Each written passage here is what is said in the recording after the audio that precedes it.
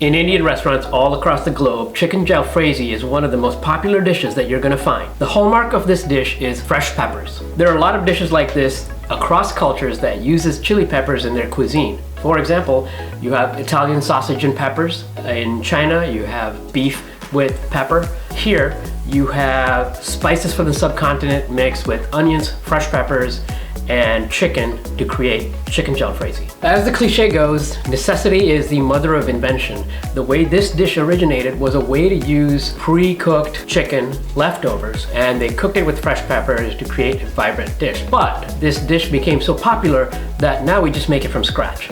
Now, I would compare chicken jalfrezi to a Indian kind of stir fry in that the whole dish comes together pretty quickly. So what you want to do is make sure you got everything prepped and ready to go once the cooking starts. A decision you had to make is about texture, and that comes down to a personal choice. I've seen chicken jalfrezi done where you have long strips of peppers and long strips of onion. Again, it comes down to a personal preference. What I like to do is I like to kind of match the shape of the chicken that we're using, and that's going to be in chunks.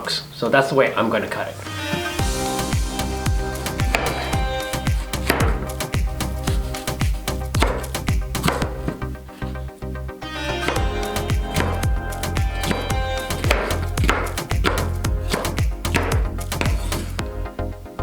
Okay, I have cut up green and red bell peppers, but one thing you want to know is it's not going to add a lot of heat. And so this is going to be fairly mild and sweet.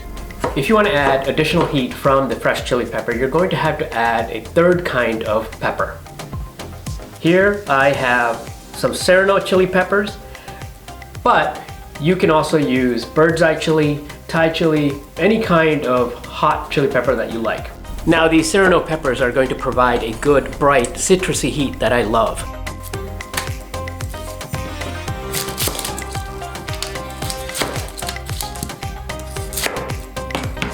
Remember, in this version, we're going to try to be consistent with the chunks of chicken, and so I have diced up pepper, and I'm going to do a similar size dice on the onions.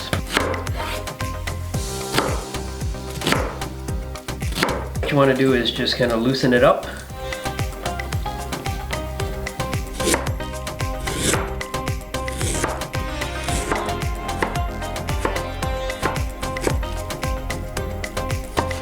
Now, I like using a lot of ginger, but you may want to use less.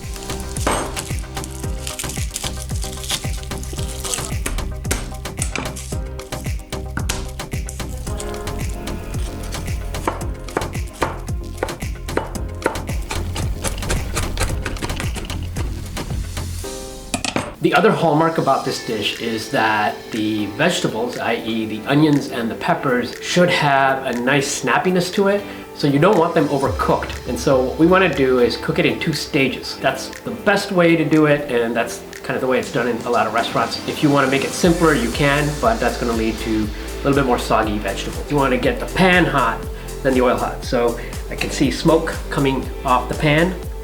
And you get the oil hot. We're going to flash cook these vegetables because remember, I want to keep that snappiness to them. I got the onions.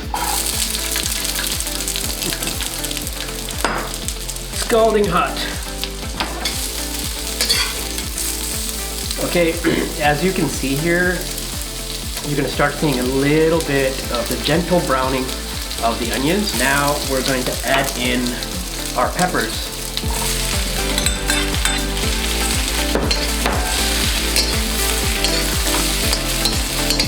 Now right here we have it mild, but I also have our hot Serrano chili peppers.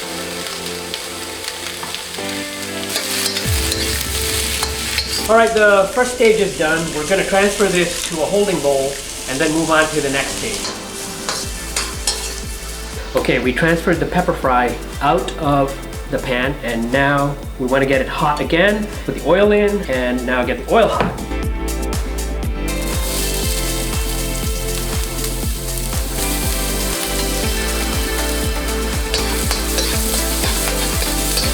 Ginger and garlic cooks fast, and so we're just softening them up and getting them really aromatic. We have diced up chicken thigh or chicken breast, whatever your preference.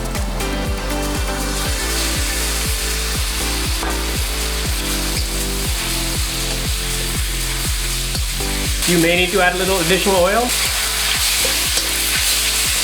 So I have the chicken starting to get cooked.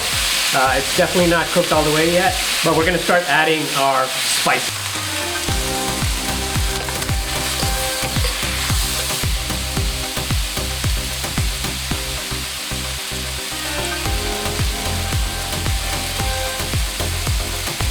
Hey friends, for top quality curry blends like garam masala here and awesome chili peppers, visit my spice shop at sanjaycookery.com. Use the code YouTube15 for 15% off your next order.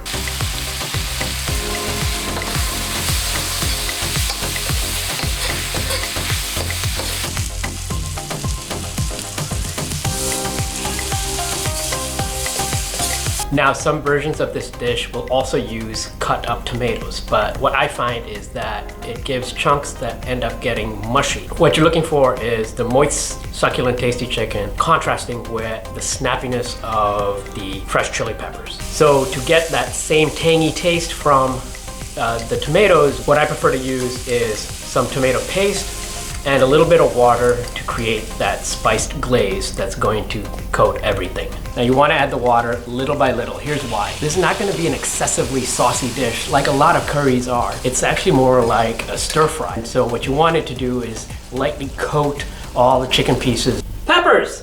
Now we're ready to add back the peppers from the first stage of cooking.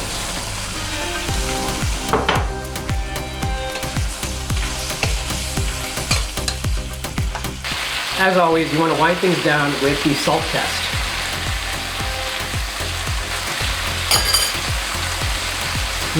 This dish is absolutely fantastic with some rice or some warm flatbread. But if you're also looking to reduce calories, this is a great dish that can be had by itself because the peppers are loaded with nutrients, low in calories, and unlike many curries, it does not contain any cream or coconut milk. So easy and delicious.